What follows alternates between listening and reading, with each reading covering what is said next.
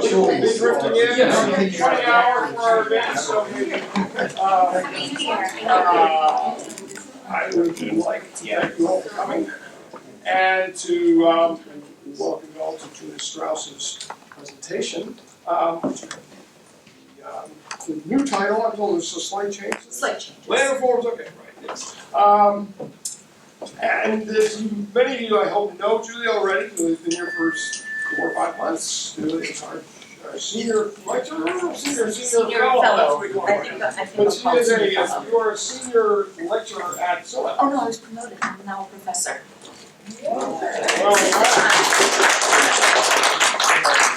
Since the time I applied for the position. That was news to me. Okay. So Julia has been in the business and SOAS for a number of years. When we started there, but originally was a Berkeley PhD with Chris Reed, who will comment today. Well, she didn't study with me, but it's very kind of parallel, maybe slightly off. And we were in classes together. Yeah. And she is the author of another major study of state formation in China, though she has migrated about 15 years, maybe not even 15 years, maybe about 5 years. So her first book was Strong Institutions and Weak Polity, State Building in Republican China, 1929, 1927, 1940. So we are talking about a 9-year jump, I think. 10 years jump. Plus an editor, co-editor of a whole host of amazing volumes. So I welcome you, Julia, and we will have a comment from Chris in a few minutes. I apologize for the title being a little bit different than the published title at the top. You know how it is with these things. You have to come up with an abstract and a tentative title, months in advance, and then somehow in the actual writing and revising it shifts a bit. But I don't think that I've strayed too far from the intent of the original abstract and subject title. What I have now, by way of being a little more precise in terms of what I have to present, is frames, repertoires, and performances, otherwise known as analytical ways of trying to think about regime consolidation and institutional creation within the state at a very particular point in time, the early 1950s, as a comparative study of both China and Taiwan, with a subtitle that I only added really, I think, last week, the how of institution creation and state formation is, I believe, as important culturally and historically as the what that is done. So it's not just, well, you have a program, you go in, you get land, administrators go in, they have this program, it's done, and you get a successful land reform. Or you have water treatment, or you have something that, pick your policy area. Much of even the very, very good work that we have, stuff that I work with all the time in terms of stage setting, in terms of state building issues and state building literature, has a kind of black boxy sort of quality about it. You have these people who have these preferences, you have these policies, it happens, and then, a tax bureaucracy is built. And that isn't really quite what happens at all when you actually look at the data and you look at the materials. So a lot of what I'm trying to do in the project that I am here at OSU to complete finally, in the next, in the rest of the academic year, is a big monograph that looks at regime consolidation in China, one particular region of China, Sunan, or the area around Shanghai, and what now comprises the south of the Yangtze River counties of northern Jiangsu, as well as Shanghai as a city, and what are now the suburbs of Shanghai, but back then were rural and basically indistinguishable from counties that were a little bit further away. That with Taiwan. And as I've been working with these kind of materials for many years now, and I'm now sort of pushing through with comparisons, I'm coming to see that unpacking the how of state building and state formation and institutional creation within the state is really as important as the what is done and what comes out the other end. We know from literature that goes back to the mid-1970s with Charles Tilley's seminal work in his introduction on Western European state building, that great old volume from Princeton that still everybody has to refer to as a first step in thinking about state building issues. We know that state building and its subsidiary components of institution building regarding the institutions of the state, it often doesn't come easily. We know from Charles Tilley that many more attempts fail than succeed. We know from the politics of development, even now, all you have to do is look at South Sudan this week, that many are called, many institutions are called, but relatively few are chosen. And in the political science literature that engages with these questions, it's a literature that I have the greatest of respect for, either Tilley or Dan Slater's wonderful work, Ordering Power, where he looks at the prevalence of authoritarianism in Southeast Asia, with I think it's four major comparisons and 2 other minor comparisons, or just across the way, Marcus Kurtz's work on Latin American state building and comparative perspective, which again ends up looking at 2 relative successes and 2 relative failures in terms of state building. They're very useful insofar as they go, and it's not me knocking these other analysts at all. I think this work is great, but it doesn't really show convincingly how these things happen. The how as opposed to the what. There is a black boxy sort of quality. We know that political and bureaucratic elites have preferences and then they launch programs. We don't really know that much about how they decide on what is desirable and doable from a reasonable menu of choice. We have very little clue about how programs are actually implemented and what that implementation reveals about what I call the repertoires of the imaginable, as well as preferences amongst political and bureaucratic elites for the dual. And we also don't really understand a great deal about the ways in which the hows of institution creation and state building may also either bolster or undercut future state building and institution building capacities and programs some way down the line. Okay. So I start off with notions that are still very loose in the political science and social science literature. I use the notions of frame, repertoire, and performance. And each one of these is sort of a loose metaphor than it is a tightly defined social scientific term. But maybe this is why I'm in the history department for the year. I still find these to be quite useful ways of beginning to organize thoughts about these larger processes. Messing around in the literatures, in the foundational literatures that talk about frame theory, about repertoire and performance, unfortunately only get you so far. Much of this is interdisciplinary. For example, when you use the word performance, the performative or dramatic aspects of state building or of program implementation or speeches or whatever, and you want to try to get background literature on this, you do a Google search, mostly what you're going to come up with is plays that are political or drama that is political, or conversely, this notion of Austin's performativity, which is useful, but not particularly what we mean here by frame, repertoire, and performance. So let me spend a minute to be as clear as I can be in sort of layman's language as to what I mean by frame, repertoire, and performance, and how these concepts might be useful for my work in particular, but maybe for other work in general. We've had up till now a number of wonderful speakers that have been very, very much on the high theory end of social theory.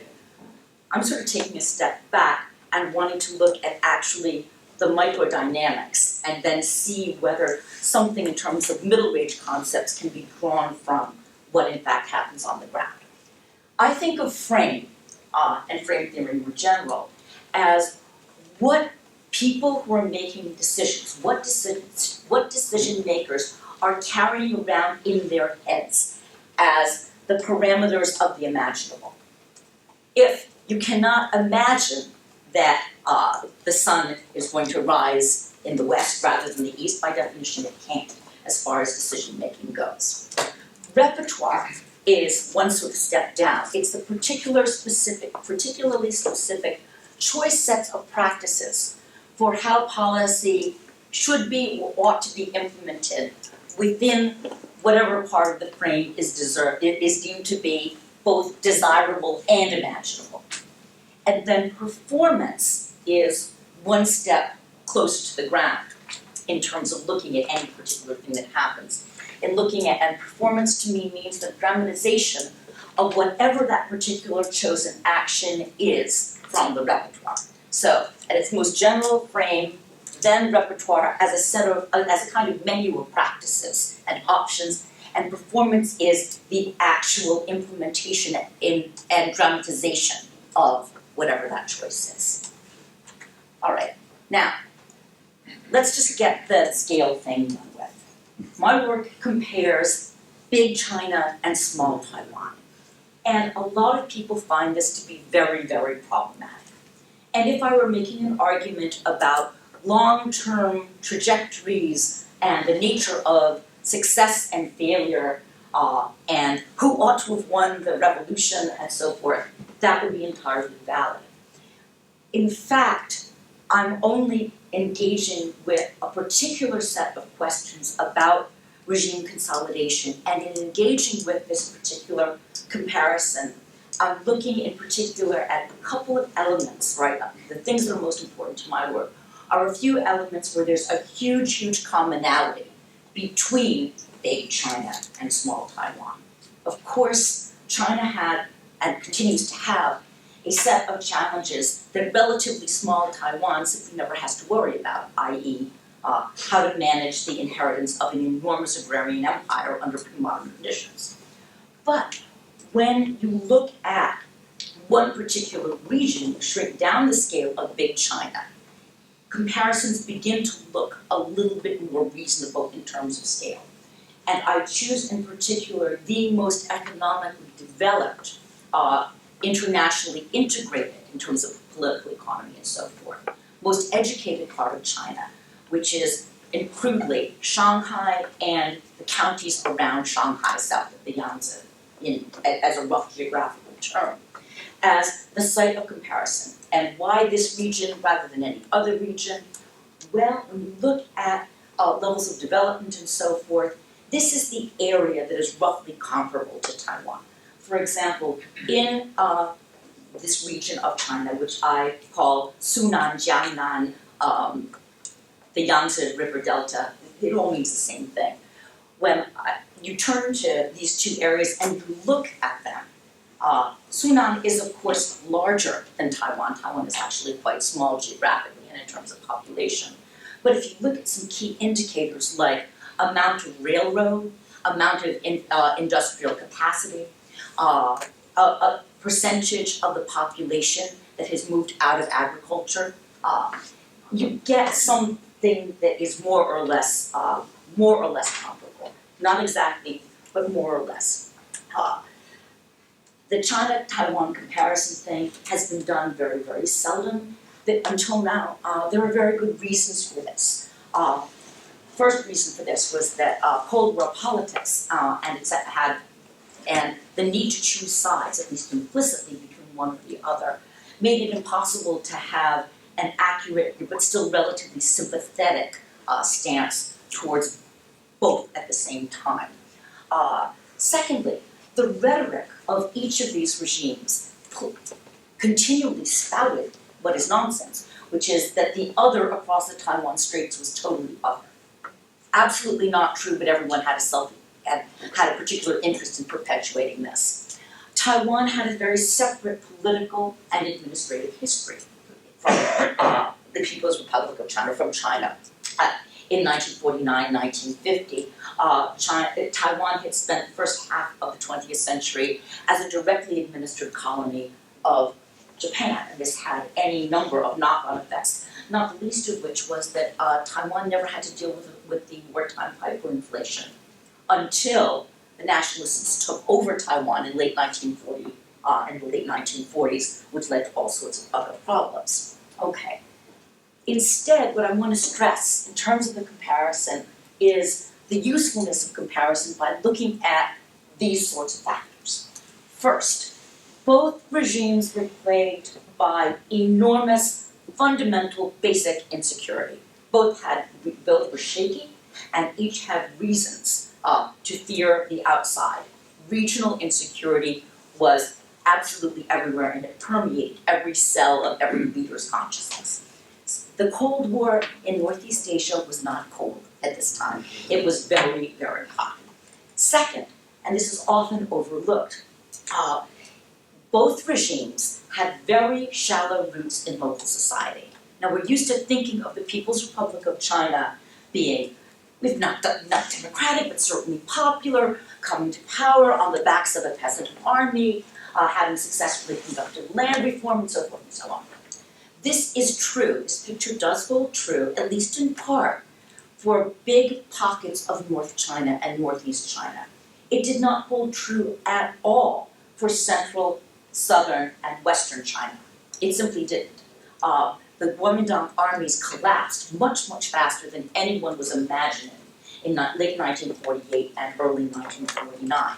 And when the People's Liberation Army came south of the Yangtze River, it came in as, in effect, an army of occupation. They hadn't a clue what they were doing. They had no roots in local society to speak of. Both had a deeply felt need to rapidly impose order, vision, and communicate norms to a population at large that was, in effect, a subject population. They didn't call it the subject population, but that's, in effect, what it was. Both insisted on starkly similar kinds of programs. I don't talk about it today very much, but both launched campaigns to suppress presumptive subversion at roughly the same time. Both insisted on land reform as an absolute signature program that was part and parcel of regime claims to legitimacy in the countryside. And here's the kicker. Both were extraordinarily successful. Despite all of this, both were unbelievably, unimaginably successful in a way that you wouldn't have necessarily imagined would be the case in 1948 or 1949. So, what I see is going on here is that there was an enormous amount of overlap in basic frame, and basic state agenda between the leaderships on the two sides of the Taiwan Straits. For example, both wanted to set up a strong and dominant monocratic party-state system. Secondly, both stressed, even if they don't do so rhetorically, in practice, both were heavily militarized and corporate entities. Not much room for individual expression in either one of these places. Thirdly, both were deeply enamored of what they called scientific development and all of the accoutrements of mid-20th century scientific development. Big dams, big electrical grids, counting output and by production of things like steel. Both inherited from the late imperial times a presumption of natural goodness and sociability on the part of individuals as long as they were properly socialized. So a lot of attention was placed on properly socializing people into new norms. Deep, deep suspicion of all self-organizing associational activity that was not, at the very, very least, overseen nominally by the state, if not actively organized by the state itself. And finally, both sets of leaderships had a pretty strong normative commitment to the state's role in ensuring subsistence, ensuring at least a modicum of social justice, and therefore insisting on the relative demonstrable equality of smallholders. All of these things taken together suggest that there was a great deal in terms of basic orientation as well as basic state-building agenda that these two supposedly, ostensibly, mortal enemy regimes actually held in common. Oops. All right. Nevertheless, there were some core differences, and this is what I call frame differentiation, mirror images. You can, in some ways, think of these two regimes as being like one of those funfair distorting mirrors. When you looked across the Taiwan Straits, what you saw was the distortion of yourself as the other in this very, very distorted kind of mirror.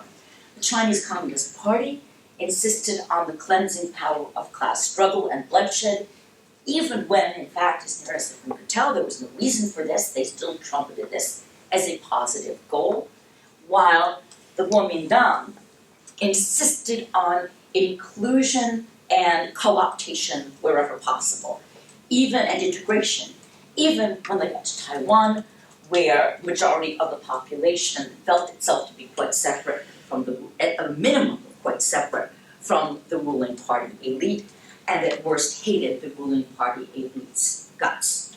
There had been a major uprising only 2 years before in Taiwan that had been very, very brutally crushed by Kuomintang overlords.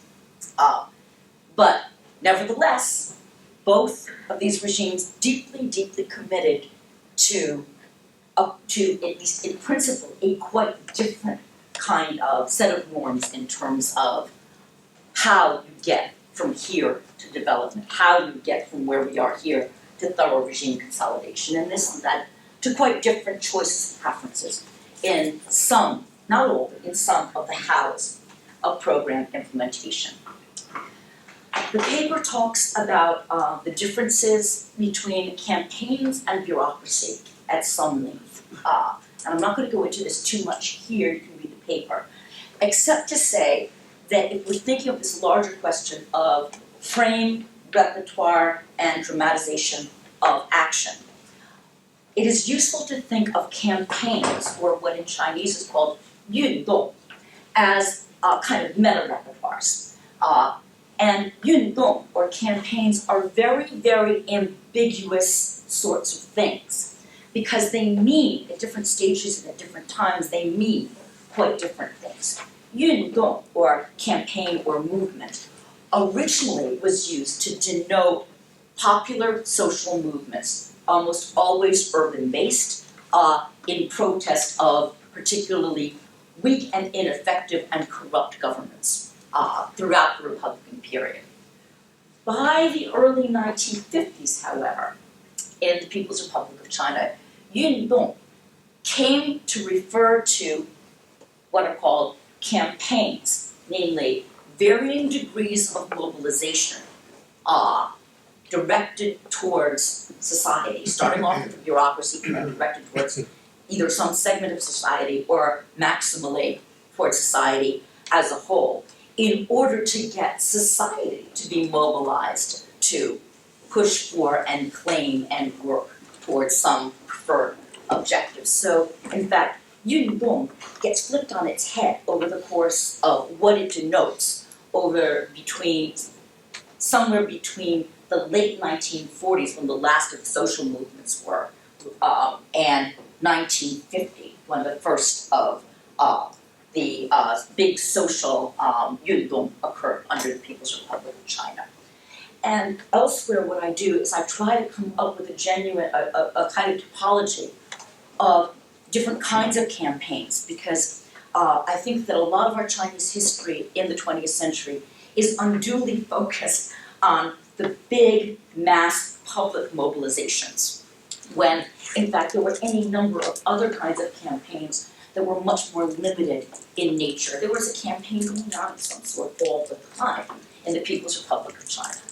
And each campaigns, by definition, had a necessary first step in the mobilization of the bureaucracy itself.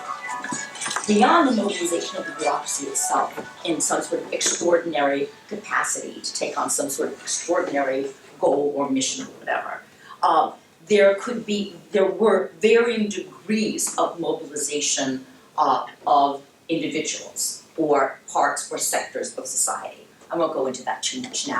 I'll ask you about that later if you wish. But there is a continuum from minimal, just mobilizing the bureaucracy to get it to focus and do what political leaders really want it to do right now, versus at one end of the spectrum, and then at the other end of the spectrum, the full mass mobilization movements that has everyone out in the streets going, and so forth. All right, now, the rest of my focus today is going to be on what I call the land reform campaigns. And these land reform campaigns on both sides of the Taiwan Straits shared very, very similar initial repertoires. Very similar. The mobilization of the bureaucracy, held in common in both cases. The intensive training of state agents and the expansion of the bureaucracy to include all sorts of extra special irregulars, often typically students, for special training for a short-term purpose to go in and help local bureaucrats to implement the campaign. And for what? Penetration of the countryside. This is key and is often overlooked with respect to the Republic of China and Taiwan.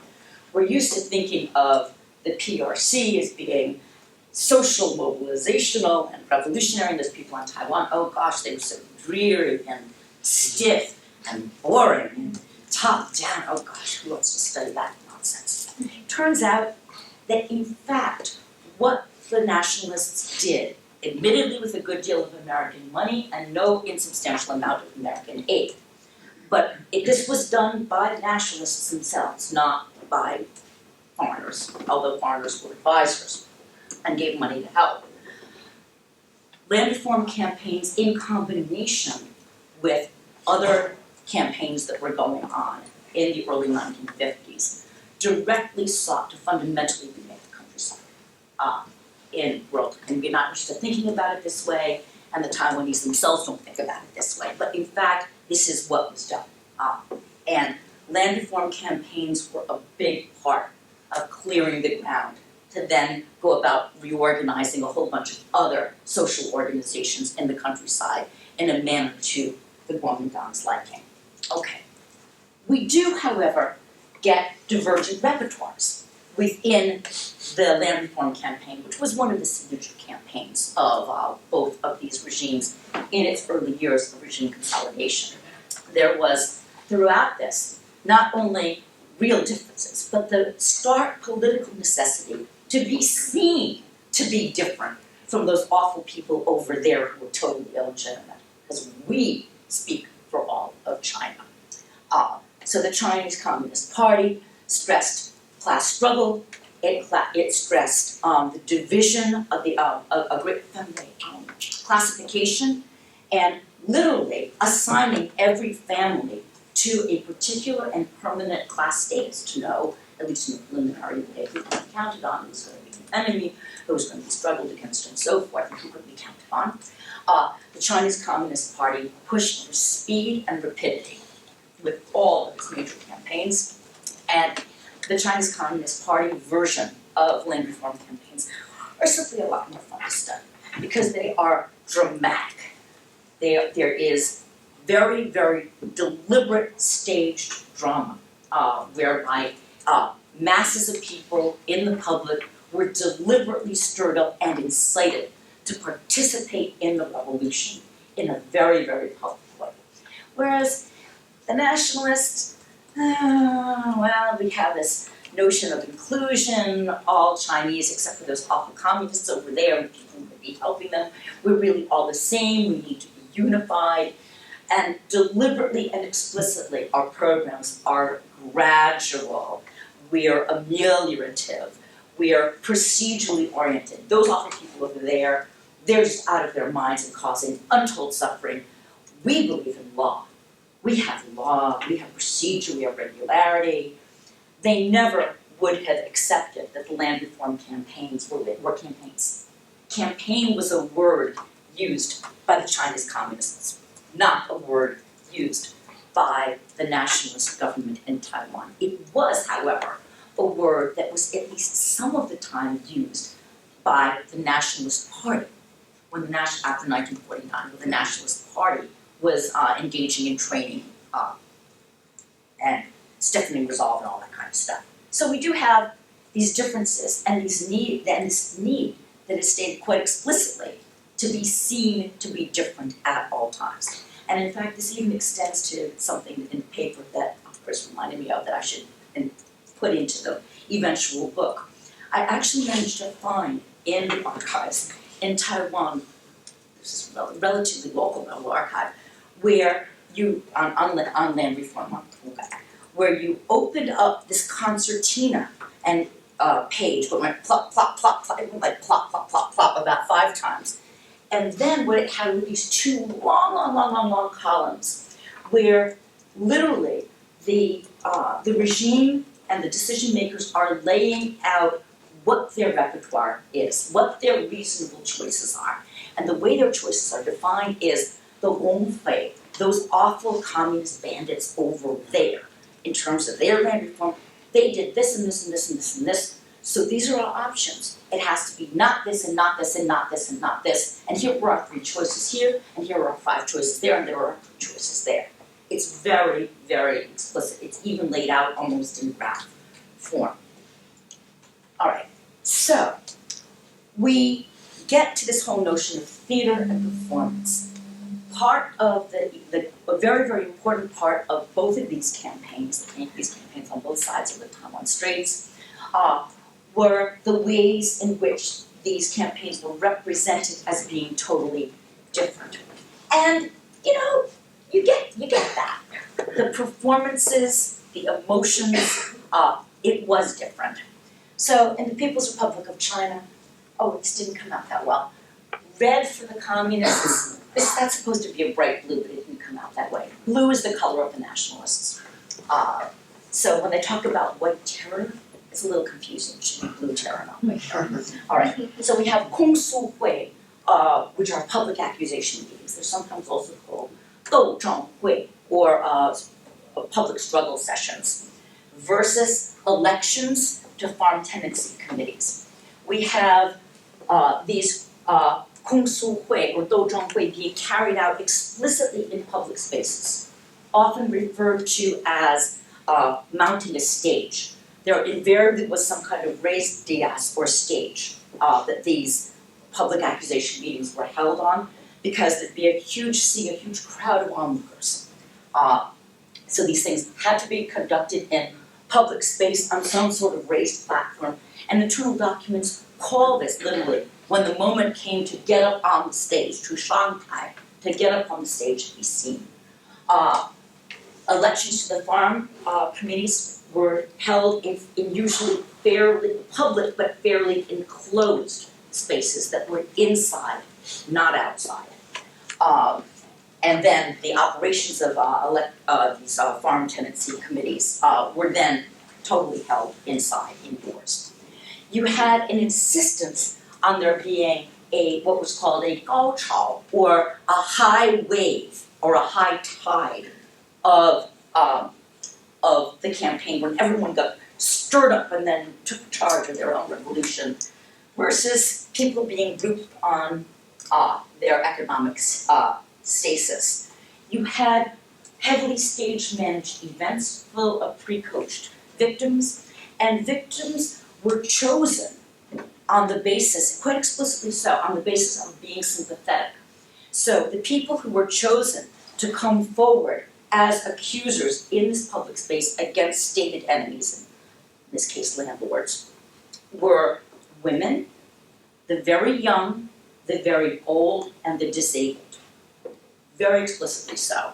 Very, very seldom would you get an able-bodied male to come up and engage in accusation.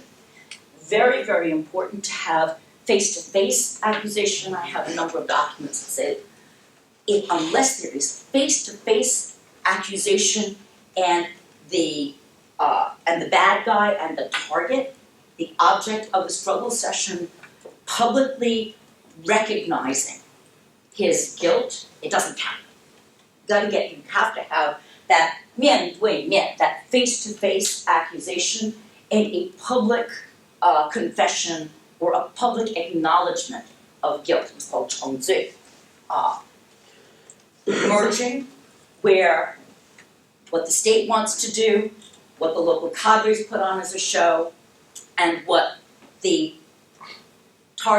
real target population, which is the audience, all merge together in reaffirming and reifying the state's goals as well as the state's ways of doing things. So it isn't just what is done. The communists could have just as easily taken the counter-revolutionaries and taken the landlords and just gone off and shot them. But instead, it wanted to shoot them after this kind of public display whereby you had a merging of righteousness and the entire local population, ideally, in state-sanctioned violence against putative enemies. In this way, everybody's hands got a little bit dirty. Collective unity over the state goals and state violence. Whereas in Taiwan, what you had was, it was very procedural. You had some theater around the elections, but not all that much. It was really quite procedural affair.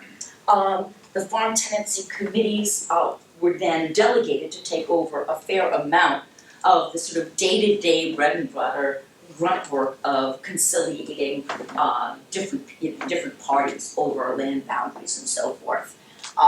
But it was really quite procedural. Most after the elections, almost all of it was behind closed doors. So it took a while to get these both up. And I apologize for not having the actual captions. The PowerPoint program and I were not getting along. This is a very typical literal frame, from a public accusation session. And you can see that these guys are a little higher than the rest of the audience. And you can see that this is all about movement. This is the guy who is collectively, who is speaking for the entire crowd in accusing the evil perpetrator. There's the evil perpetrator. Usually the evil perpetrator will be in a much more submissive position like this. Often you can even see soldiers next to the accused, and they'll have a sort of rope around his neck. So when he doesn't kneel, when he's supposed to kneel in the proceedings, they just give it a quick jerk and down he goes on his knees. But you get a sense, this is about movement, this is about drama.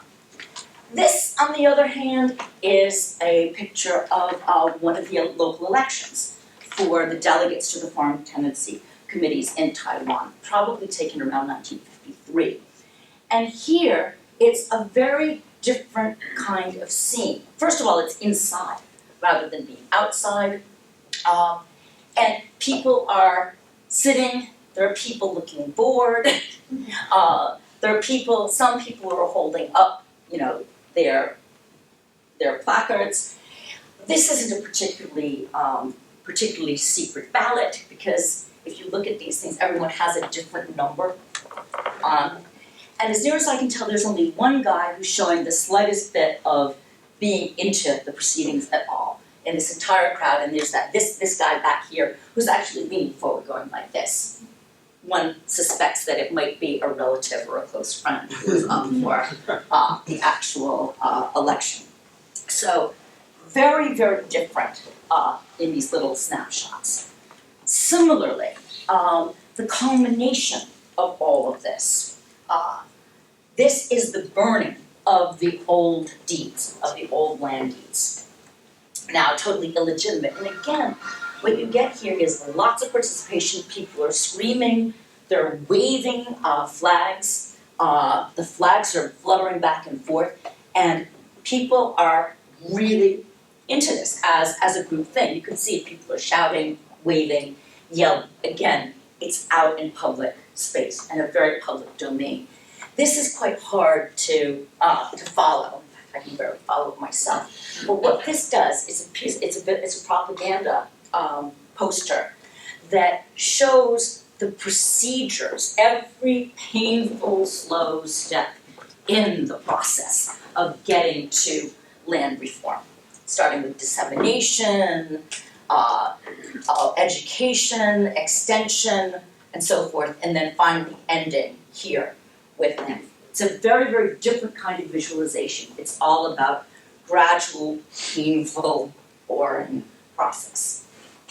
Not a lot of animation there. So, why the insistence on performance? Why the insistence on these kinds of performances? Well, both sides claim that we need to have land reform for reasons of economic efficiency, as a platform for further growth because land holdings were so fragmented. We need it for basic economic subsistence and fairness.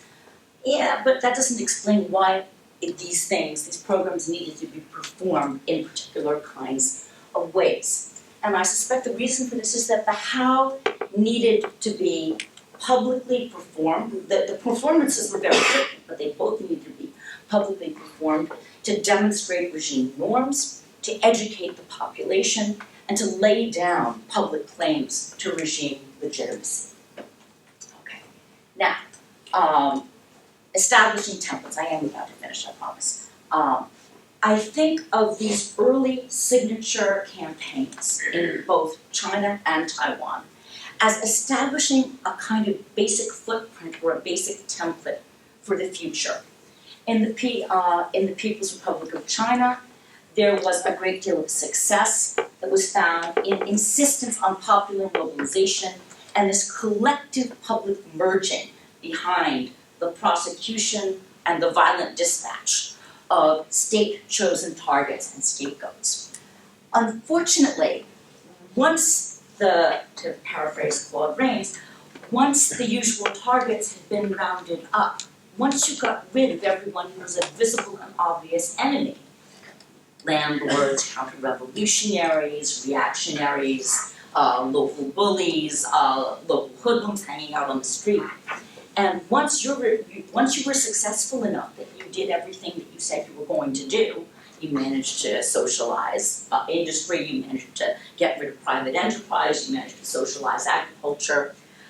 The only place that once you enclosed everyone in a work unit, a state-run work unit that was run by the Chinese Communist Party, then the only place that urge could be turned was inward. The only thing that could happen after you dispatched the usual suspects was to go on dispatching yourselves, now within the confines of the state-run Communist Party-dominated work unit. And so this led to huge amounts of purges, bloodshed, criticism and self-criticism sessions, and so forth. And the logical culmination of all this is, in fact, the Cultural Revolution, and we all know how that turned out. In the Republic of China and Taiwan, you had quite the opposite. The early 1950s saw a repudiation of the kinds of compromises and factionalism, and including everyone and their brother, and co-optation, that had been felt to be behind the fundamental weakness of the regime when it was still on the mainland. And so the early 1950s, quite unusually and quite atypically for the Kuomintang, were a period in which there was a huge concentration of political will behind a series of very, very effective campaigns. One was to carry out a party rectification, very, very stringent. There were army rectifications as well, huge, enormous, probably more than there needed to be. We don't know so much about that, but we do know that they happened. We have the land reform, and we have the campaigns, the so-called now white terror, a series of campaigns against putative subversives. Huge concentration of political will and execution. However, these more minimal campaigns did not continue after about 1953. There would be an occasional reminder to let people know that no, they couldn't get too far out of line. But the broad campaigns in so many different arenas of life in the Republic of China and Taiwan in the early 1950s, by the time most people got around to learning the new rules about what they could and couldn't do and couldn't say, the regime in Taiwan was fairly satisfied with people simply obeying the rules and getting on with it. Whereas in the People's Republic of China, the urge to continue to have this public dramatization against evil targets continued. All right. So, in the People's Republic of China, we have the continued insistence on a set of mobilizing techniques and repertoires in other arenas long after the land reform campaigns were over. You had it in collectivization, you had it in the Great Leap Forward, you had it in the Three Antis, you had it going all the way up through the Cultural Revolution and the sub-campaigns of the Cultural Revolution. And in fact, these campaigns and this specific kind of mobilizational repertoire became coterminous with continuing the revolution itself. And as long as Mao was still around and he didn't want any counter-revolutionary backsliding, this simply meant that campaigns were going to continue and continue and continue, even when the targets made no sense anymore. After the leap, the Great Leap Forward of '58 and the massive famine of the late 1950s and early 1960s, there was an internal corrective to campaigns in that after the Great Famine of the early 1960s, the leaders of the Chinese Communist Party did figure out that launching major campaigns during harvest planting and or bringing in the harvest was a really, really bad idea. And so rural campaigns were confined to slack seasons, very deliberately so. But they didn't stop.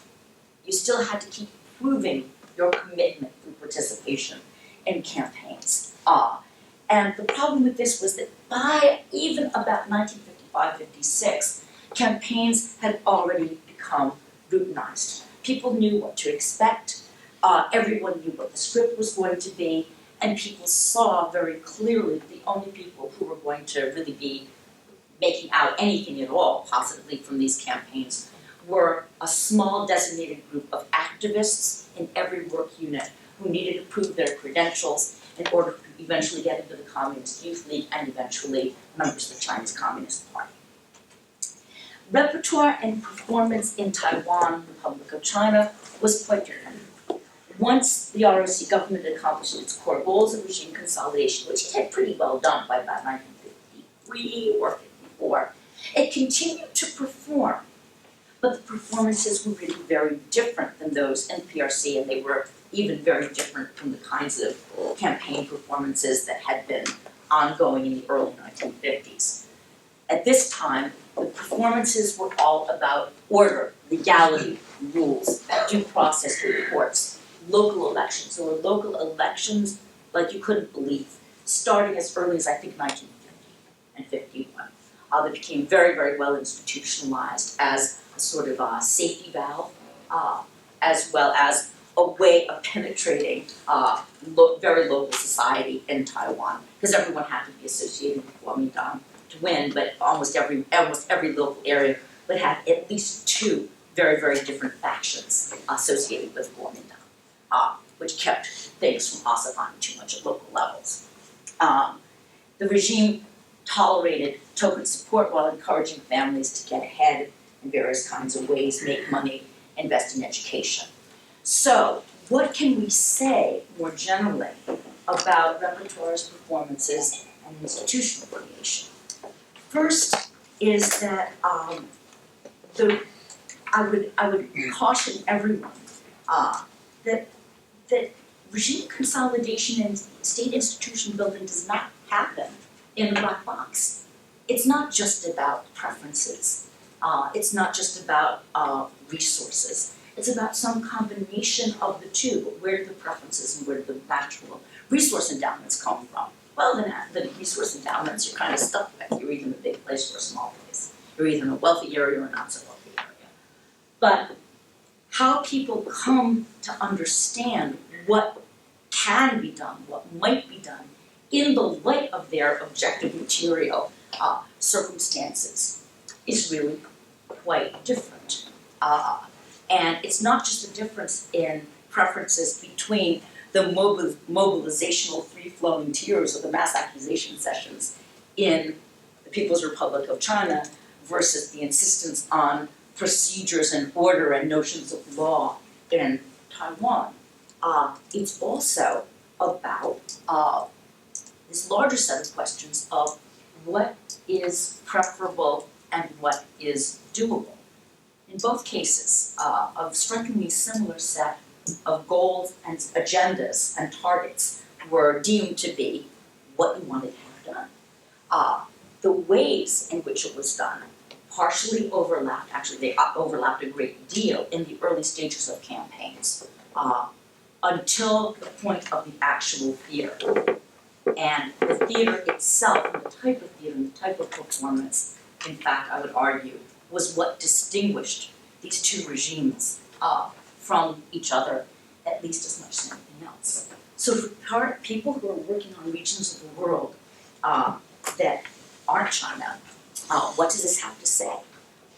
First, context matters, resource endowments matter, situation matters, but choices matter as well. And it doesn't happen in a black box. It often happens in an iterative, back and forth kind of way. And the specific choices made by individuals and groups of individuals in the light of their own circumstances continues to be important. And how those choices and how those programs are crudely sold to larger publics for the purposes of legitimation are equally important. We see it all the time in politics, everywhere. And I'll leave it there. Thank you.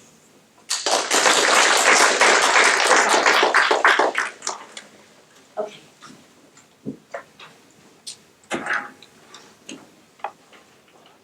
Should I start? Yeah, please.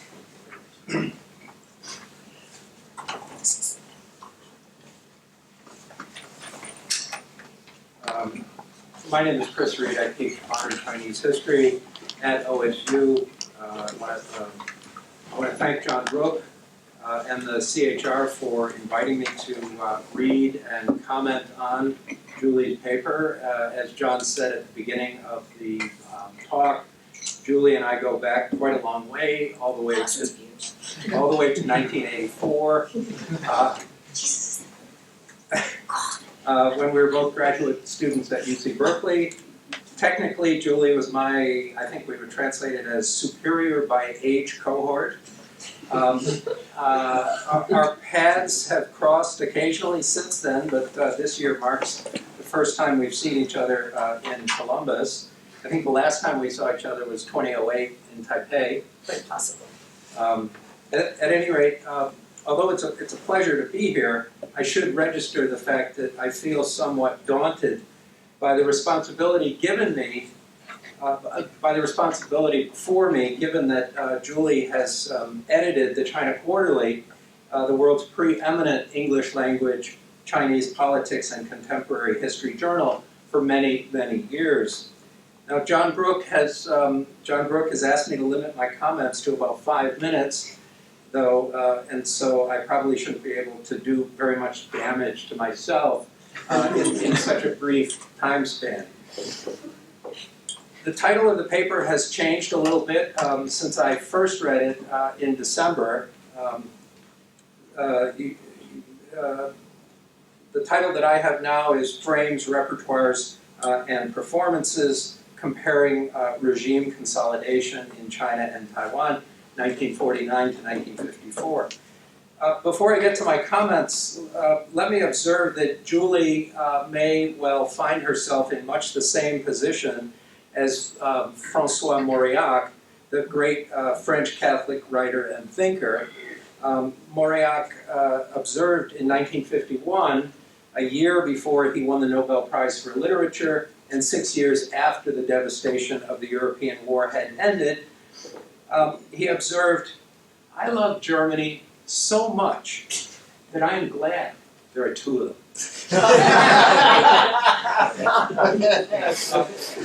So perhaps Professor Strauss, who has a book emerging from themes found in this paper, shares this sentiment with respect to China. The paper, made up of 5 substantive sections along with intro and conclusion, is quite long, contextualized, and richly, if not quite fully, documented. And so I won't be able to summarize it adequately here. Essentially, what Julie is arguing is that both post-1949 Chinese states, the mainland one led by Mao Zedong's revolutionary Chinese Communist Party, and the other led by Chiang Kai-shek's conservative nationalist party on Taiwan, shared success in stabilizing and building viable political regimes between 1949 and 1954. One, the PRC legitimized itself via political campaigns aimed at, now listen carefully to the phrasing. One, the PRC legitimized itself via political campaigns aimed at modernizing agriculture to support planned industrialization. The other, the ROC on Taiwan, legitimized itself via bureaucratic modalities aimed similarly at, and here I'm quoting myself, at modernizing agriculture to support planned industrialization. For all their ideological differences, these two regimes, in Professor Strauss's words, shared many of the same repertoires, particularly in the early to middling stages of a campaign. Now, some years ago, I read what I thought was a really smart recommendation letter written by one of our history department colleagues. This colleague praised a student's work for introducing readers to, quote, the strangeness of the past. The strangeness of the past.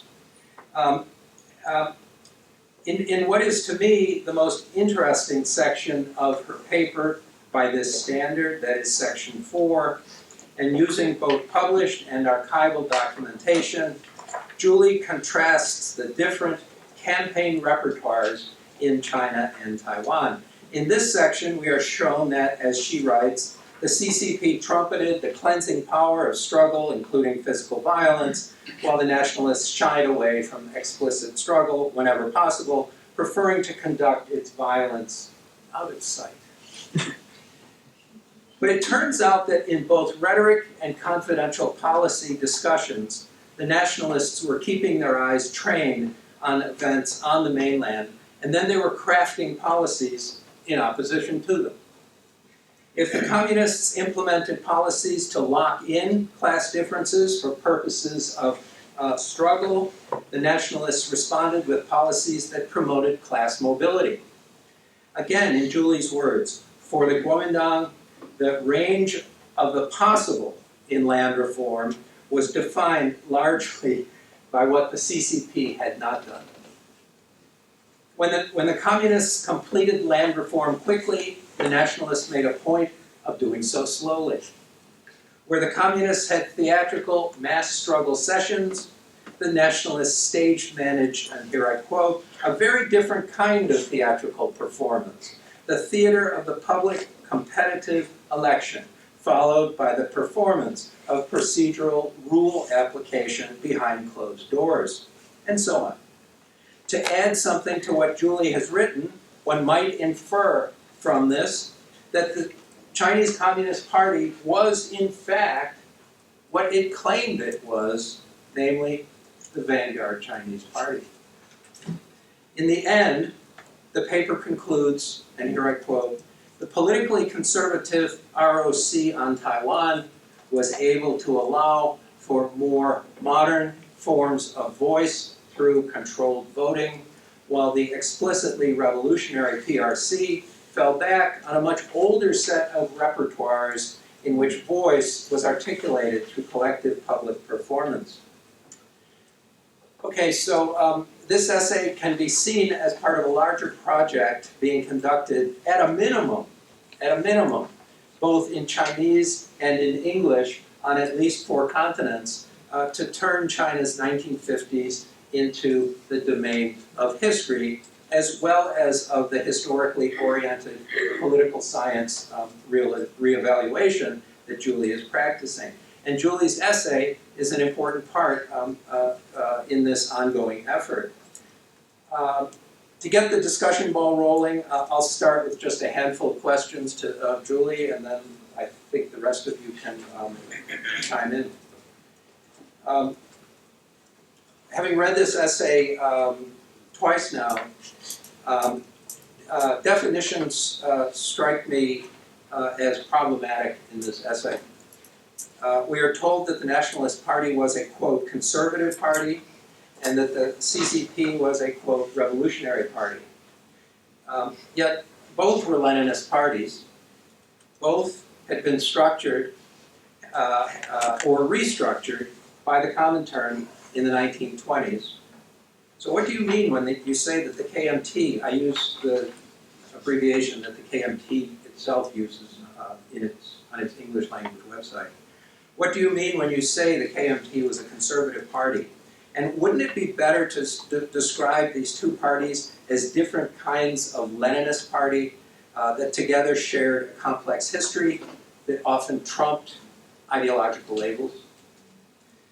Second, this department teaches quite a bit of modern US history, US military history, and US diplomatic history. For that reason, many may find it useful if you could say more about the Sino-American Joint Commission on Rural Reconstruction than you do in the paper. My understanding is that this Truman-era organization, which was formed in 1948 on the mainland, and then followed Chiang Kai-shek to Taiwan, learned from the successes of the American-led land reform program in Japan, and played a much greater role in Taiwan's land reform than you seem to give it credit.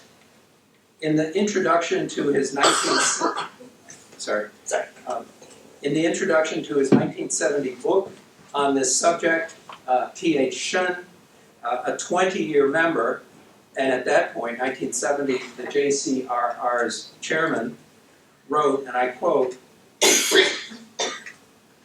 "The JCRR has helped more than 95% of the rural people in Taiwan to live a better life." The name of the Nationalist Party does not figure in Shun's table of contents. It does not figure in the index or in most of Shun's account. Instead, I think John's getting some water. Instead, Cornell University, Nanjing University, and their connection dating back to the 1920s, along with links between the JCRR and National Taiwan University, and what was then provincial Zhongxing University, along with various Taiwan ministries, seemed important there in Shun's book. Is Shun's account, a bit of it autobiographical, but presented from an institutional perspective? Is Shun's account wrong-headed, or does your account complement or supplement his? Thanks very much.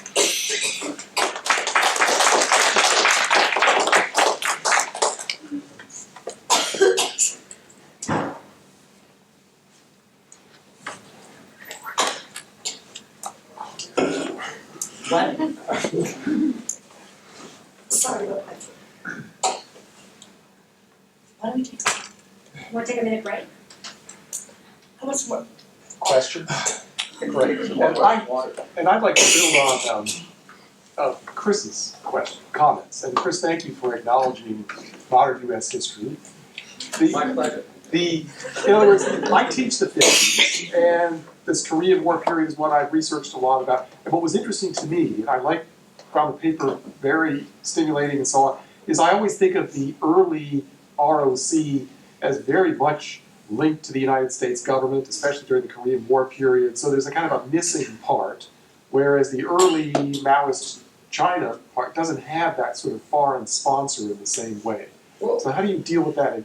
why doesn't, but when you have I'm drawing diagrams here about the U.S. and its relation to Japan, South Korea, Taiwan, and Vietnam, and USSR and its relationship to the PRC and North Korea. I mean, there are these complexes.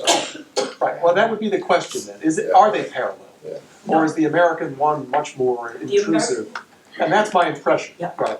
And please keep drinking until you feel comfortable. We want to be good hosts. We're Midwesterners. You should be liquidated before you talk some more. But to the extent there is a kind of asymmetry there, the Soviets much less involved in this early phase in mainland China than the Americans in Taiwan. Does that affect your overall thesis at all? Well, Yes. let me ask a question before, just touch with one more. I've been sitting there thinking, aren't there models from the Soviet experience in the 20s that are very, very similar to these, and we think of the show called the 30s. Did not the behavior of the Communist Party in Russia, USSR, set the stage, set the models? How much were the Chinese Communist Party cadres trained in the USSR?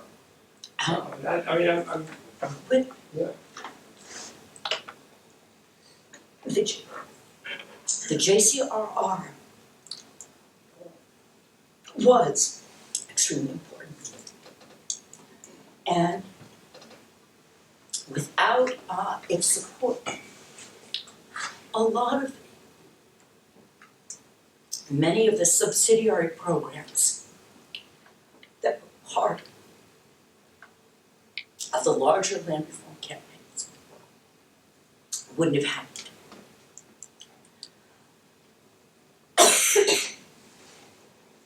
This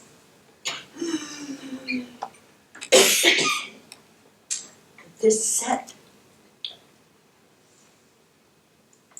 if you look at what was done, the JCRR was a tiny organization, very, very small. They, in effect, I've written another paper on them actually. They were more like,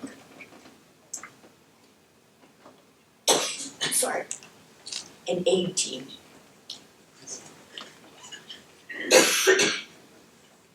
They had a very, very small central organization. They had money, and they would contract in experts to promote this, that, or the other program. Now, the reason why the JCRR worked so well was that there was support for it at the highest ranks of government, particularly from Chen Cheng, who was the governor of Taiwan,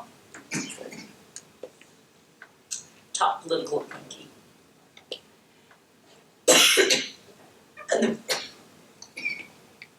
And the reason why it worked so well was because it was small. Chinese and Americans in it all went to the same schools. They all went to Cornell and the University of Wisconsin. There was no difference in their socialization. And so they were in a remarkably cohesive organization that had political support at the very highest ranks. Now, the JCRR was definitely a factor in land reform. But I don't think it coincidental that, to a degree unprecedented elsewhere in the world, Chinese leaderships really care about land. I mean, they really care about it. And so the JCRR came in as, in effect, as their technical advisors. They didn't mess around with local politics. They had support at the very highest levels of organization. They had clear technical programs that they supported and funded. Basically, they helped implement and they helped do what the progressives wanted to do anyway. So, were they important? Yes. Did they make a big difference? Well, if you're reading the memoirs of the people who ran the JCR, of course they made a huge difference. And yes, they did. But where this opened the door to the larger question of American involvement in Taiwan. And my read of American involvement in Taiwan in the 50s is that it was profound. We wouldn't be talking about Taiwan if it weren't for American support and overnight American support in the wake of Kim Il-sung making a little boo-boo and not expecting that taking over South Korea was going to prompt that kind of response. Absolutely. But if you look carefully at the kinds of things that American advisors were promoting, the Kuomintang was very good at accepting the parts of advice that they wanted, like technical aid and military training, and loads of it. We don't even know how much. And they were also equally good at deflecting, sidestepping, and obfuscating on all the stuff that they didn't want to, i.e. being more democratic, being more liberal, and so on. So, yes, I would never deny that the JCR and American involvement made a difference. Of course it did. The Republic of China and Taiwan was an American client state of the first order. But equally, was American influence predominant? I would argue only when the Kuomintang wished for it to be so. And this is not that unexpected. I mean, if you look at Israel, now client state wouldn't exist without American support. The whole succession of Israeli governments have been incredibly adept at taking the bits of the advice that they want and going, oh no, can't do that. So I would think of it in that kind of way. And why this focus on land? I don't find it coincidental that it's the two Chinas that really care enough about land to be willing to push this through. Julie, just to pick up on this particular issue about the degrees of Americanization involved. Would it be possible to say, as you suggest, that large swathes of the ruling cadre in Taiwan are American educated, that in fact it actually doesn't make too much difference whether it's literal physical Americans there or Taiwanese, Right. as long as it's the American frame of the imaginable, to use your language, that's actually constructing this modern Taiwan.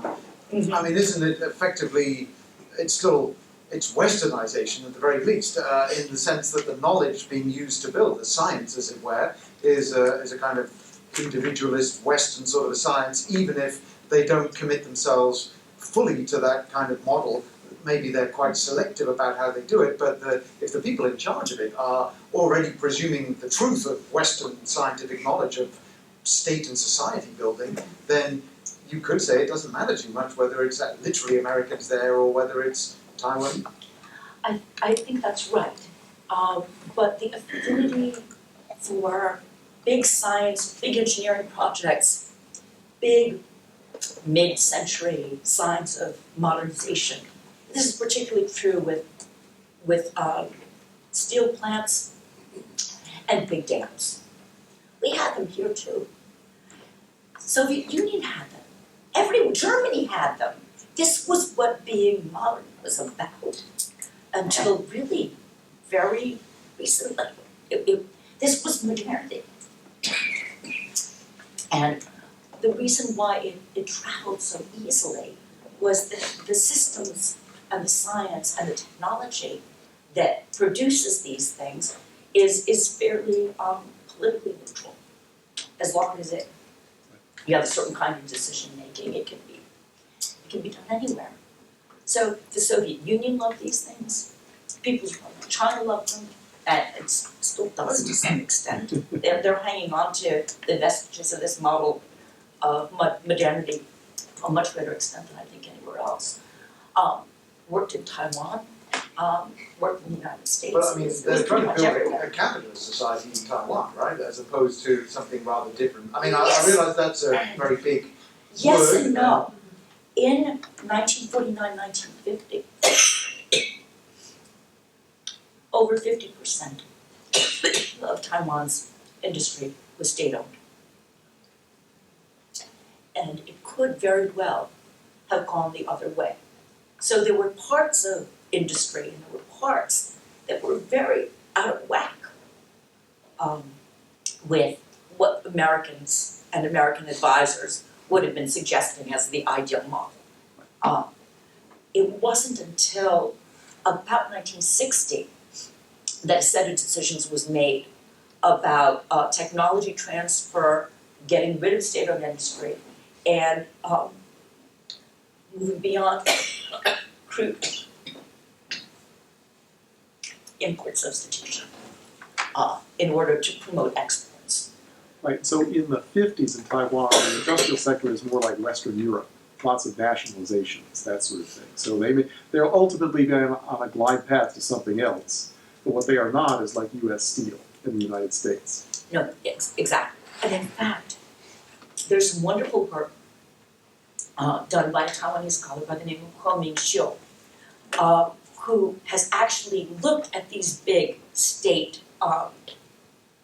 entities, state factories in Taiwan in the 50s, 60s, and 70s. And what he sees actually is very much like what goes a weaker, softer, less effective version of the Danwei system in the People's Republic of China in big state industry. So you have, the party groups, and you have you have the party infiltration, and you have the production targets. But what you don't have in Taiwan is the state taking over everything. The state does not destroy markets the way it destroys markets starting in about 1952-53 in the People's Republic of China. And if you don't destroy markets, that means that you can have all of the sort of ineffective state industry you want. When your workers, clock out, they go off and they peddle and they sell whatever and they moonlight. So in many, many ways, I didn't really get into this in the talk paper, but what was set up in Taiwan was a kind of shadowed, softer, muzzier version of what was going on in the People's Republic of China. When I did some interviews in Taiwan in the early 90s on a very different topic, on the examination systems, I actually got to talk to someone who'd been around for quite some time in the Ministry of Personnel. And as we were chatting about, he was Taiwanese, so his tongue was a little freer. And I asked him about how decisions were really made, and he sort of said, well, it's nobody hung up a sign saying this is a Kuomintang work unit, but everyone knew that it was. So instead of the organization department of the party first having its meeting, and then the business enterprise meeting would be held, and you would be told what the party committee had decided, the way it was in the PRC. It was a little more informal. The party people would go into the meeting first, they kind of lean back, and you'd sort of know that it had been decided. It might not have been read out as formally as it would have been in the PRC, but it was similar, quite similar. I wanted to go back to a point that Ms. Reed made about Japan, and it prompts me to hypothesize that maybe we have here a kind of East Asia post-1945 model of land reform. Because in Japan, you had, in terms of the parameters and the envisioning of the outcome, a scheme of compensation for the dispossessed landlords. But on the local Allied Council for Japan, the Soviet representative, Kuzma Derevyanka, said, that's ridiculous. He said, compensating those parasitic landlords. Just take the land away from the landlords and give it to the peasants. Right. And the Americans were shoot shocked. Yeah. Because of the hyperinflation, substantively, Yeah. landlords were dispossessed, Right. and the Supreme Court of Japan in 1964 agreed that this was just perfectly fine in terms of the outcome. They really didn't substantively care, Right, right. which sounds like PRC in some Well, ways. I've looked a little bit at Japan, where the first land reform happened under the occupation. And the first The Americans tried in the Philippines when they took it over from the Spanish, but it didn't work. They needed the large landlord. It never works in the Philippines. But with the exception of one guy who was active as a technical advisor, now we would call him an aid development expert. There was one guy called Wolf Ladijinsky, who was very progressive. He flew all over the place. He loved Asia. And he also knew a great deal about what would now be called agricultural economics. He was also a real toughie. And he was actually instrumental in the Japanese, in designing peasant committees to oversee land reform in Taiwan. And he made a couple of very important trips, invited by the JCRR, invited to Taiwan. I have his reports from 1950, 51, 52. And he argued very strongly that you had to have proportional representation, but in aggregate there had to be more tenants than combined landlords and professionals and freeholders. Otherwise it would be meaningless. And he did get his way in terms of this particular. Both Japan and Taiwan? Yes. So in effect, I mean, really, the picture, I'm sitting here with these two pictures in my head. Mhm. The guy accusing him on a stage, Yeah. which I can't believe I can't expose to 1922 somewhere in Ukraine. Yeah. And then a picture of something that looks like a 1950s town meeting. And now we find out that Wolfie Boy, is Yeah. actually instrumental in shaping the organizational structure of those town meetings. He's- But the other thing, let me ask this.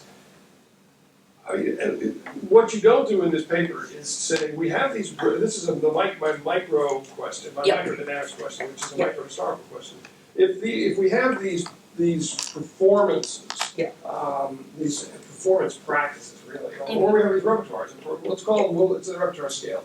We have this range of practices. What you don't do in the paper is say, these practices were learned from this experience. Mm-hmm.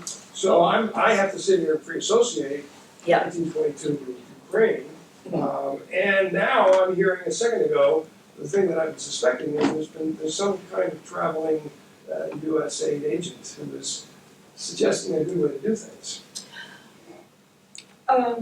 The practices seem to come from a set of techniques, in the communist case, they seem to come from less the Soviet Union than you would think. Because the Soviet Union didn't really like things kind of getting out of hand publicly, certainly under Stalin. And the communists, with respect to land and rural issues, were quite explicitly went their own way and rejected Soviet advice on more than one occasion. So the techniques and the practices seem to have been worked out by a process of trial and error, very, very much wrapped up with the figure of Mao. And as near as I can tell, perfected in Yan'an as a sort of mythical golden age where everything was great. In fact, it wasn't. The foreign involvement, there may be some things that look morphologically similar, but I've been able to discover no direct lineage at all.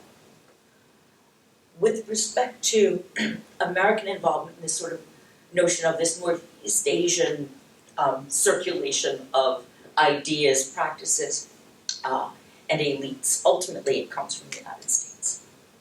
Because the United States involvement is key for Japan and the occupation, for what becomes South Korea, and also for Taiwan. Yes, it's there, yes, it's important, and yet it became so rapidly naturalized. It took no convincing at all. And I foreign advisors and people like Wolf Lavichinsky running around this sort of circulation between, he also went to the Philippines and a bunch of other places where it didn't work well at all. But this preference, of a pronounced preference for constituting local assemblies and local groups, that it is whereby the line between state and society is very, very wavy, and where the state has direct supervision over, auditing power over, and sometimes even goes as far as creating the local group. This is something that's actually very Chinese. This is something, this reflects a long-standing preference in the Ming and the Qing for working through local intermediaries, for the state being, and more importantly, being seen to be benevolent by being limited. And the way you get to be limited and the way you get to have benevolence is, first of all, to be seen to be not taking a lot in the way of taxes, and secondly, to get local elites that are loyal to you with sort of minimal oversight to do a lot of your dirty work, a lot of the on-ground dirty work, the grassroots stuff. And so I think that this constitution of these different local committees with elections and whatnot,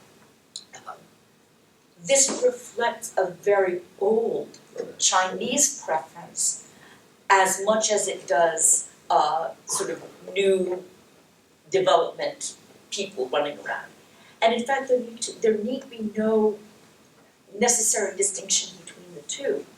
The reason it probably took so easily in a place like Taiwan was because there was, crudely speaking, a repertoire of practices and notions about legitimacy that were pre-existing that could be very easily fused with this newer stuff. That would be my guess. And I don't talk about it in this, in what I presented today, but my work on grain supply, which is the third of the case studies, shows this very, very explicitly. The Kuomintang state went in and they literally created their own local agents to work through. Through these kinds of committees, through irrigation associations, and also through the farmers associations. And what is very interesting about the way that they did it is that these were all very, very local, but their purviews were cross-cutting. So they could never balkanize. They cross-cut over the same territory, but with different missions. Chris? Well, in response to John's question about possible sources, possible models for these struggle sessions and land reform campaigns, to me the most obvious place to look is Mao's famous report on the Hunan peasant movement, from which was written during the Northern Expedition. Yeah. I've never thought about this before, but I think without making much effort at all, you would see these repertoires of behavior occurring in that document, which is just narrative, really, not an analysis. Mao was not involved in the peasant Hunan peasant movement. He was simply reporting the way a journalist and a sociologist would. And anybody, land reform people in China in the early 1950s, anybody can go to that document and see a blueprint for these land reform campaigns. So let me ask my follow-up on that, which is the obvious, which is how explicitly were the PRC movements a rejection of the traditions that, at some level, that are flowing through continuously in Taiwan, of the local organization committees that in fact are ensconcing the landowner elites in some level. If they're the mediators, or somebody new is a mediator between locality and state, in a sense, I mean, it's obvious that the revolutionary state has to create some kind of a new system, and they reject the old means of quietly integrating locality and state into a drama. In the case of the PRC, what they do quite explicitly in the first 3 years, and they do this through land reform, and they also do it through a series of other campaigns that need not trouble us here. But basically, they go out and they very, very deliberately wipe out and exterminate every social group that either was or potentially ever could be a source of not opposition, but even a block on the implementation of the direct policies that they wanted to implement through the Chinese Communist Party, right down to the level of the village in a pyramid, through a process of infiltration of all of the basic units in society, economic units and so forth. It wasn't just against the people who used to be their enemies or who were kind of getting in the way now. They extended this to anyone who could possibly possibly be construed as, blocking, not even just resisting. And they did really quite a thorough job of this in the early 1950s. And what this meant was that there was very little resistance when collectivization came along. And more dramatically, there was zero resistance that we've been able to see to the Great Leap Forward. And therefore, there were none of the natural blocks on sort of the irrational exuberance of bidding up in grain quota requisitions that then impoverished, made everybody starve. So there is a revolutionary project there to fundamentally transform and wipe out everything that could possibly be a block on us implementing our vision of the properly revolutionary society. In Taiwan, there isn't a lot of tolerance for blockages either. There are certain things that they cannot do. They can't get rid of the Presbyterians, for example. Because, no, I'm not kidding. They can't get rid of the Presbyterians because that would piss off the Americans too much. And in another 3 decades, guess who, along with the birders and the environmental people, are at the forefront of opposition organized? It's the Presbyterians, Taiwanese Presbyterians. Okay. Instead, what you get in Taiwan is a process of supervision and interpenetration, which is very reminiscent. Well, that's reminiscent. Yeah, very reminiscent of what the late imperial state does when it's working well. And all of this discussion has talked about Taiwan strictly in the Chinese context. Right. It's been occupied for 50 years by the Japanese. Yeah. And for different reasons and somewhat different configurations, you get very parallel kinds of organizations that they use that they develop within Japan even after the Meiji Restoration, and that then become models for the way rural administration is handled in Taiwan. So there may not be an Imperial Reserve Army association there would be in Japan, but there are the local irrigation networks and farmers associations and variety of other things. So one issue is the question of the degree to which the Japanese regime, if we're talking about continuity of Chinese practices, sustains that continuity because it's practicing in parallel and basically mutually supportive ways. The second issue is whether or not there's any Japanese influence that shapes what's going on when the Kuomintang hies off to Taiwan. And there are two possibilities here. I mean, one is that at the local level, the people who were influential under the Japanese regimes continue to retain their local influence, and although the organization's names may change, the institutional frameworks continue, or even if the institutional frameworks change, the people who were influential continue. Which is something that happened in rural areas in the land reform program in Japan. So it was very common. Now, if there's not a continuity of personnel, because the Taiwanese who cooperated with the Japanese were seen as enemies, and therefore they were purged in some sense, even down to very local levels. That's worth highlighting in your paper presentation. Okay, now if they weren't, then there's still this question about to what degree there's continuity here in the Taiwan country. This is a very tricky one. Because on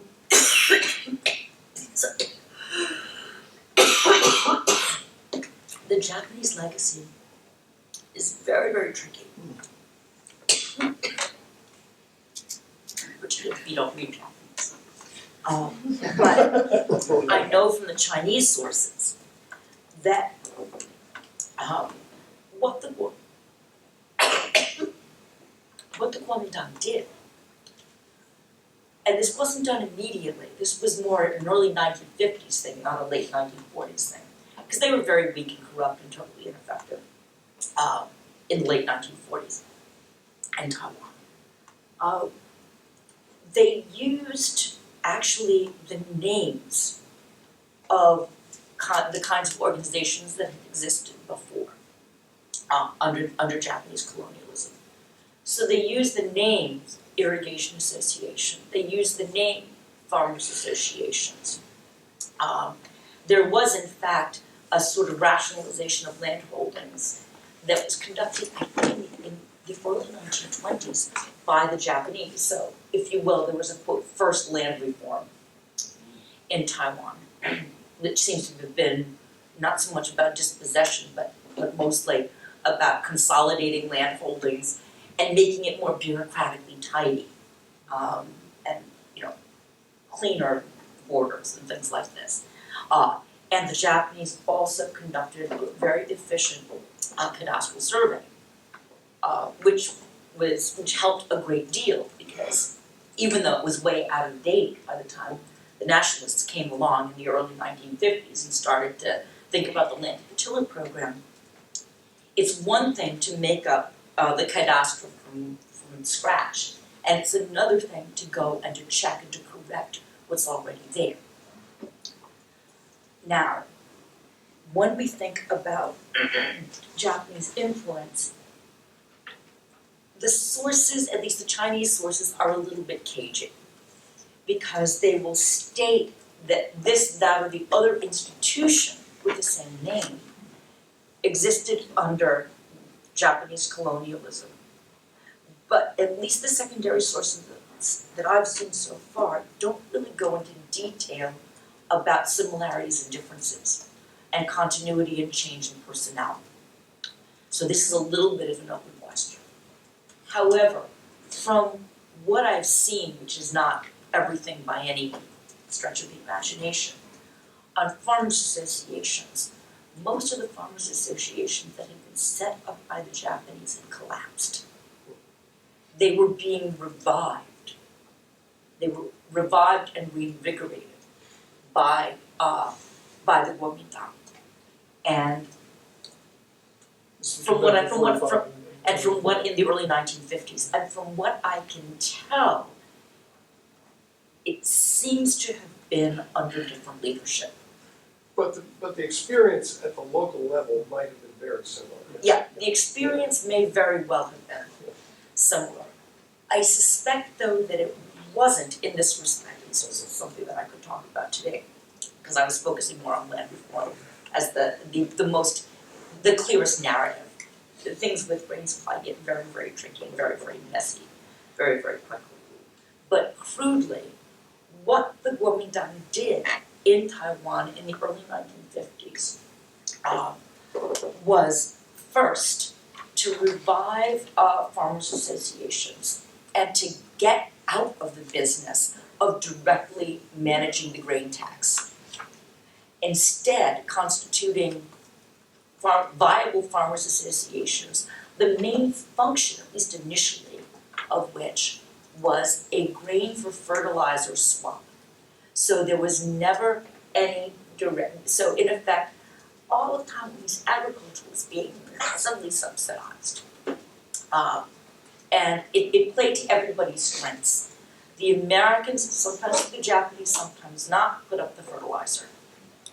The local farmers association, now Kuomintang dependent elites formed and had organizational form. The Kuomintang state seemed to be benevolent and not taking a lot of tax because this was being organized and run by the Farmers Association, but with a delegate, with a representative from the state grain bureau who would go by and check every week.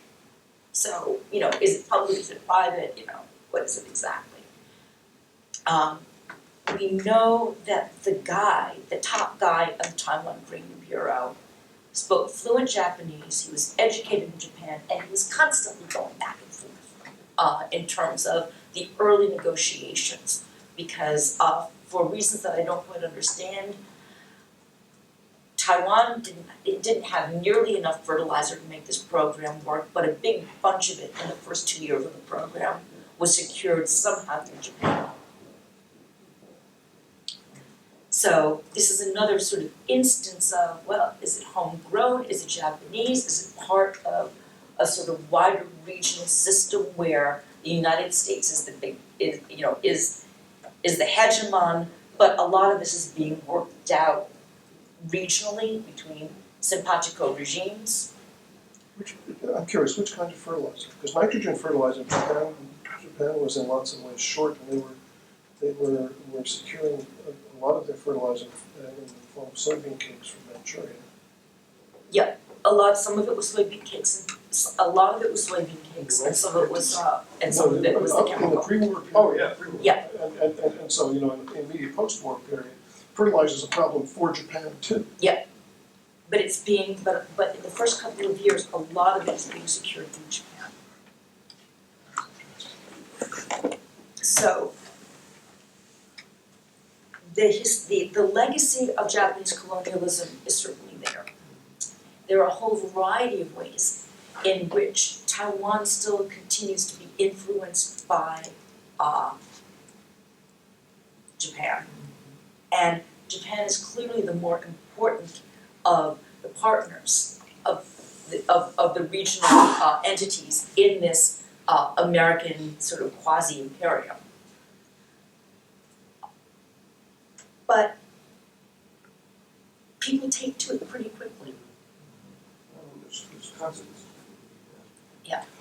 It is getting on, it's a quarter off. It's a quarter off. So I'm wondering if there's one more? Could I ask one quick question? I hope that will be a quick answer. I'm sorry that Dee Law left. She's working on a dissertation on the role of literacy in state building, 3 regimes, the late Qing, the Republic of China, and the the communist state in Yan'an. Mm-hmm. What role, if any, does literacy play in the differing repertoires, the differing models that are used in Taiwan and the mainland? Taiwan had very high literacy after the Japanese left. Mm-hmm. People continued to be literate in Japanese even if they didn't learn Chinese, whereas illiteracy was so high on the Chinese mainland that in 1949, about 33% of Chinese communist cadres could not read. Yeah. I'm very glad you've asked this question. One of the main ways in which locals were instructed and taught in the People's Republic of China, even in Sunan, which I suspect have higher literacy rates than other places in the People's Republic of China, was through museum exhibitions for relatively educated urban audiences, and through plays and cartoons. Plays, cartoons, folk songs, and local tunes that were adapted with new words, and through performance, instructive performance. In Taiwan, it was really quite incredible. The JCRR had a publication budget that was astonishingly high. They had their own printing press. You could even now in libraries pick up things published by the JCRR in Taiwan in 1956 or whatever. And they literally blanketed the island in paper to educate people as to the new policy, the new program, particularly the Land of the Chiller one. They made films. They made short films that they showed before the screenings of major features. They had posters everywhere, which we saw a kind of blurry example. They also adapted local folk songs to the needs of local agriculture. I came across one piece that's absolutely hilarious called the Hog Raising Song, which was set to some sort of local traditional Taiwanese tune. So the ways in which propaganda was disseminated to the population at large was actually strikingly similar in both cases, with probably more in terms of print in Taiwan than was the case in Sunan, but very, very similar. Can you sing us the Hog Racing song? I wish Well, on that note, it's the appropriate note that failure to produce the hog racing. Yes, I know.